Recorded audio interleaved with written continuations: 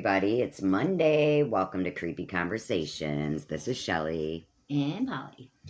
And we Boomer. hope you... And Boomer. He's sitting right here. Oh, of course, Boomer. How you doing, Boomer? How was everybody's week? How was your week, Polly? My week was different. I lost my dad Sunday, but he is better now because he's with Jesus. Amen. Yep. He is. Not last weekend, but the weekend before, my husband and I went down and saw him, and he had a really good weekend, so I was fortunate for that. We got to have a good time with him. And then last weekend, when he passed, I decided not to go down because I wanted to keep the weekend before as my last memory with him. Right. So, I think that's other than that, it was actually, not bad. It was because he died in his sleep and he was in no pain and he was not gasping for air, for breath, which was my 2 prayers, and they were answered, and so that was it. Good. So he went peacefully. He went peacefully, yes. Good. How was your week? My week was very family-oriented. Yay! Very family-oriented as far as working on the house and things like that. Okay, so not fun family-oriented No, stuff, but family-oriented. It was fun to spend time together. Yes, unfortunately, it was working. But we are getting our yard right. And Boomer likes the swing. And I will put that in at the end. Boomer, he swings in our swing now. And I'm very, very sorry to hear about your father, which I've told you before. Yes, but you have. Thank you. My thoughts, my prayers are out to your family. And thank you. Yes, and I know, I do understand everything you're going through. Yes, you do, because you lost yours. Yes. Boomer keeps side-eyeing me for some reason. He is side-eyeing. He keeps side-eyeing you, and he's looking out the window. He's like, Is he trying to get me to get him to the swing, maybe? Yes. After we record, we can sit outside, sir. Okay, so do you have any, weird news or any stories or anything like that you would like to talk about? Anything? I don't think I'm mad about anything this week. Oh, I'm gonna rant at the end. So I can't wait. Stay with us. I can't wait. Yeah, surprisingly, I don't think I'm mad about anything this week. Nice. So, yes. Okay. Victory. Well, I have a couple weird stories. Yay. I just came across, just piddling around on the internet. This is some weird news, and the source is npr.org, and this was written by Bill Chappelle. Okay, so police came to pull a Jeep out of a lake. There was a Jeep in the lake. That's why they park them. Right. Well, they found a woman inside. Ooh! She was alive. It started with a call from a fisherman who said that he saw what looked like a black Jeep virtually submerged into a large lake in Marion County, Texas. Not until later, after a tow truck came, did anyone realize someone was inside the vehicle, and they were still alive. We do not know how long the Jeep was in the water, Captain Chuck Rogers, an investigator at the Marion County Sheriff's Office, told NPR. Can you believe that? They didn't even know. That's so weird. And why did she not either yell or try to get out? Aha, that's just one of the several questions that remain unanswered about this unusual case. After the initial call, it took deputies around 18 minutes to reach the scene at the Lake O'Pines, which sits between Dallas and Shreveport. It took a little longer for a truck from a nearby wrecker service to arrive. The Jeep was far from shore, about 40 feet out in the water from Woody's Camp boat ramp. That's hard to say. The fisherman who called the authorities stuck around, using his boat to help a tow truck worker get out to the Jeep and hook a tow cable up. It was at that time that they saw a woman was inside the Jeep. What began as a salvage job soon became a rescue. The fisherman and tow truck driver helped get the woman out of the Jeep by pulling her into the fishing boat. Deputies then called an ambulance. In the meantime, the woman was put into a car to keep her warm. She was later taken to a hospital. The woman's identity has not been released. During the incident, it was determined that was a lie. Just joking. I was trying to be Maury. I was so stupid. So that story was a lie? It was not. I just said, in the story it said, during the incident, it was determined. And I just put that in there. That was a lie. Because you know how Maury used to say that? That did not go over well. All right. During the incident, it was determined that the woman was listed as a missing person from the Longview, Texas Police Department. The Marion County Sheriff Office said she had been reported missing hours earlier. Police said that they could not share any more details about the woman or the circumstances that might have had led her to her predicament. No, that was not a lie. That was a true story. I just said that because the... Don't you remember Maury saying that? The incident, it was determined... That was a lie. Like every time. Never mind. And the test results, it was determined that was a lie. You are not the father. So was she she in the driver's seat or passenger seat? No, there are so many questions. It says there are several questions that remain unanswered about this unusual case. So maybe somebody will interview her. But the source was NPR.org and written by Bill Chappelle. So maybe we could ask him. In relation to Dave? I do not know. Yet I'm done. Another one that has so many questions to me answered. Oh, Dave Chappelle? No. Yeah. Oh, I'm like, yeah. Like, why'd you disappear? What happened? Why'd you come back to Hollywood if you hate it? Like, I love Chappelle, but I want to know these things. No, Why'd you disappear? What happened? That What picture. is that? Remember? Oh, God. So many questions. What is going on in this picture? Why? Why? I mean, I cannot fathom one logical reason for that to even be going on. And what is that child doing? Okay, yeah. Here's muck. Here's the picture that was sent to me by my friend, who will remain anonymous. And get ready to vomit in your mouth, just a little bit. A lot of it. Okay. Why? This is a picture, and picture this, if you will. I'm going to put the picture in, so they will picture it. Okay, I dare me. I dare you not to vomit. Okay, it is a woman at home having a water birth, you know. Oh, the normal. She's in her, little wading pool. In a baby pool, getting ready to give birth. She had given birth. She had given birth, and her husband's sitting beside her, holding the baby. Why he's in the pool with her is beyond me. Okay, family moment. Okay. However, so quaint. The other child is in the pool along with them. Oh my God. Drinking the water. I didn't see he was drinking. I thought he was just playing in the afterbirth. No, drinking the water. So, someone please explain to me why are they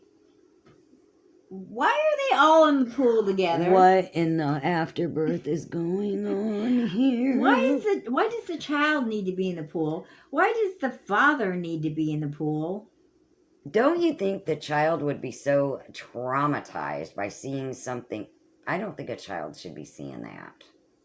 I don't think it needs to be playing in the pool. I think the whole scenario is Mary underneath got the whole reaction right there. Oh, yeah, she did. She said, "Oh no, you did not just." She is covering her mouth. She's like, "I think I might have the vapors." So, yeah, let us know why. Let us know what you think. What do you think of these family births? And why And do why? they all need to be in the pool with her? Question. And how sanitary can that be for that child to be chugging on that afterbirth? I don't understand that. Like, that is gross. Well, you did say that some of the elites do. They eat it. Okay, well, they'll like, this child's gonna live forever. Oh, maybe they're one of those. No, I don't know. Still. Well, they have to be one of those Okay, because they're all together in a pool of that. Okay. So they have to be one of them weirdos. My question is, right? Why? I would never. Mm-mm. You can sit on the outside of the pool and hold my That's what I'm hand. saying. Why be and hold my hand? But do you really need to be inside the pool? My husband be like, I'll be right here beside you. But if you think I'm dipping my pinky toe in that. Outside the pool, I'll hold your hand. And the child's just lapping it up. Like, what is like that? a kitty to milk. Okay, I guess I was a little upset about something, but go on. Okay, I just don't understand it. I just don't get it. Let us know.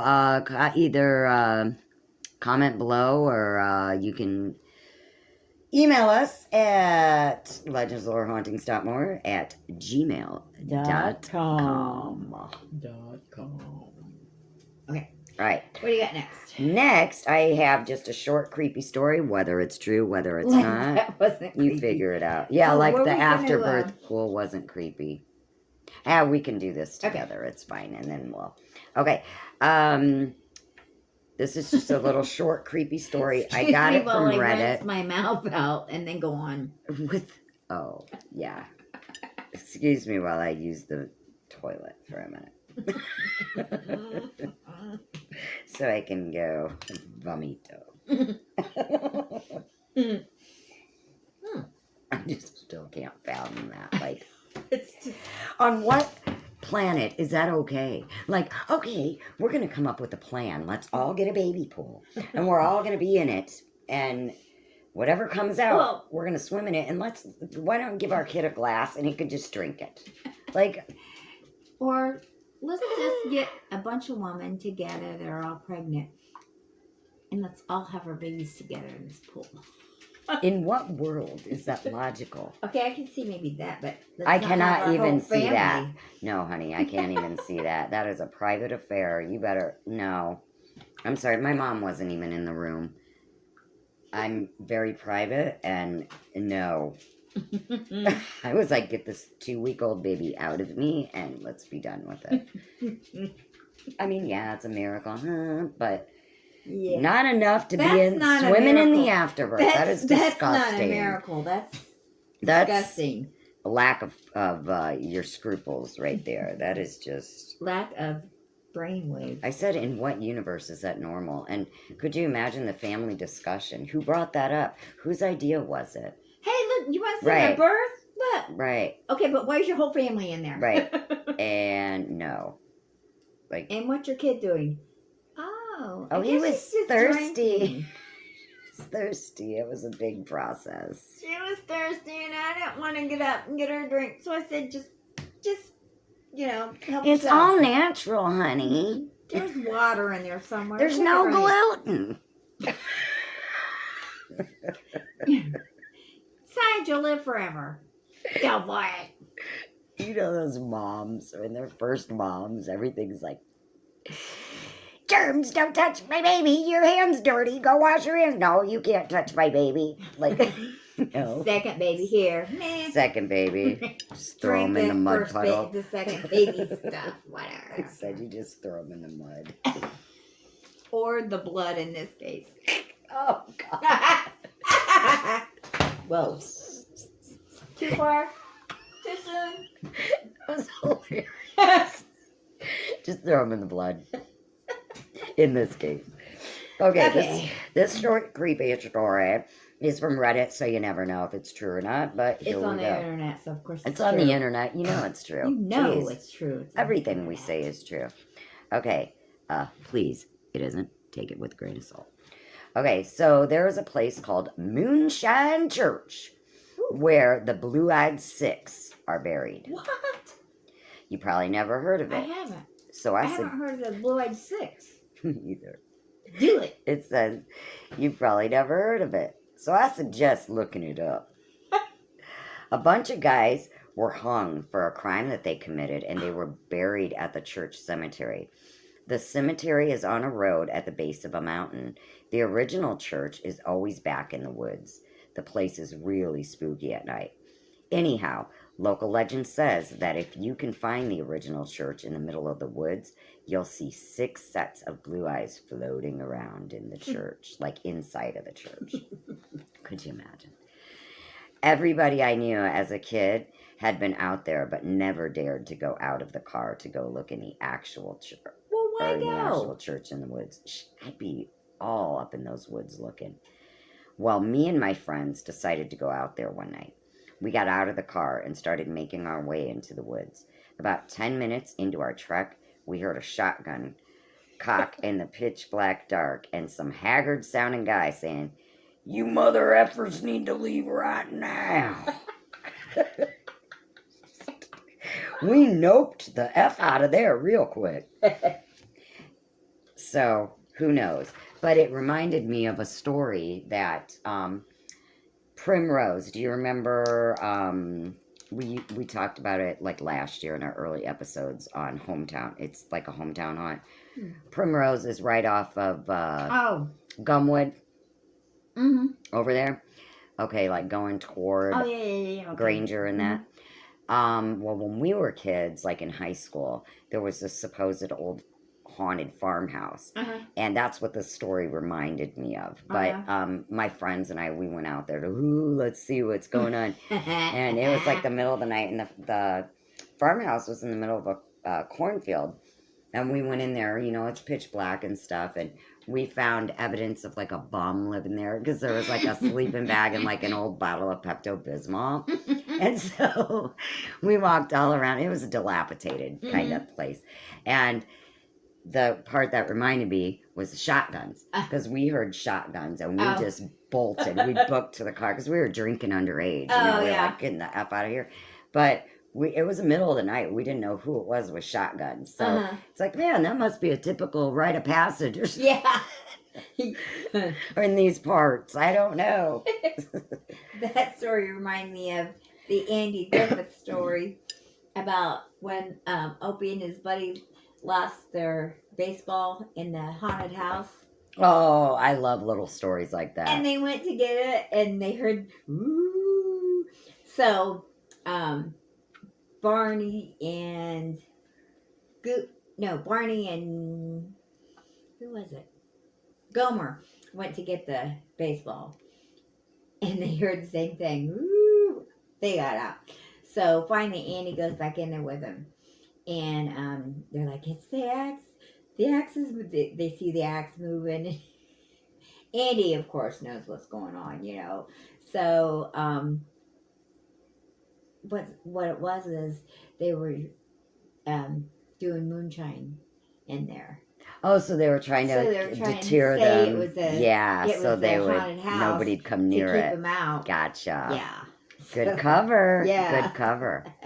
You know, and they Don't get mad at us for talking about Andy Griffith. Hey, I'm gonna go even maybe further back. I don't know if it's further back, but for a while there, we didn't have cable, so that's why my son is an old soul and knows all the old shows. Well, Dennis the Menace had a similar episode where his Mr. Wilson and the dad wanted to buy this property, and these other people wanted to buy it. So they wanted to, while it was being shown to the other people or something like that, Mr. Wilson and the Dennis's father acted like ghosts and tried to haunt it so that they wouldn't buy it or something like that. I don't really remember. I think that was the plot. But anyway, Dennis and his little buddy, the little kid he always ran around with, were in the house when they were doing it. So, yeah. Oh, no. Yeah, Tommy. Or no, I'm sorry, my bad. It was the opposite. I just totally effed that whole thing up. The plot was backwards. The parents wanted to sell it because they owned it and it was dilapidated and they wanted to get rid of it. But Dennis and them didn't want the people to buy it, so they went around and like went in the vents and were like woo and stuff. And then when Mr. Wilson and the dad came, they thought it was haunted. I'm sorry, it's been a long time. It's an Gotcha. old show, dudes, but it's been a long time. But it was, so that must have been like a similar plot for back in that time. You know what I mean? But I always like watching those. I love black and whites. I love, my favorite movies are black and whites. I know. And the best scary ones, in my opinion, the best scary ones are the ones that don't show you the gore, because your imagination, you have no idea what, you know what I mean? Yeah. And I think those are more jump scary than like, oh, I'm slitting your throat, here's the blood, you know, like whoopity doo. That's like, you know, it's been done before. It's been done to death. Yeah, I see what you did there. Yeah. So, you got any else? Any else? I can't speak today. And I have been working so hard on my yard this week that I didn't do a lot of prep for this show today. So it was just kind of a free-for-all. Well, I did my usual. Nothing. All right. Well, we're going to pause for an station identification. And, oh, yeah. because we are going to promote our new show is coming. It's called The Veil. It's going to be video. It's going to be a different format than Legends. The veil is thin. Come right in. Time is short. Let's begin.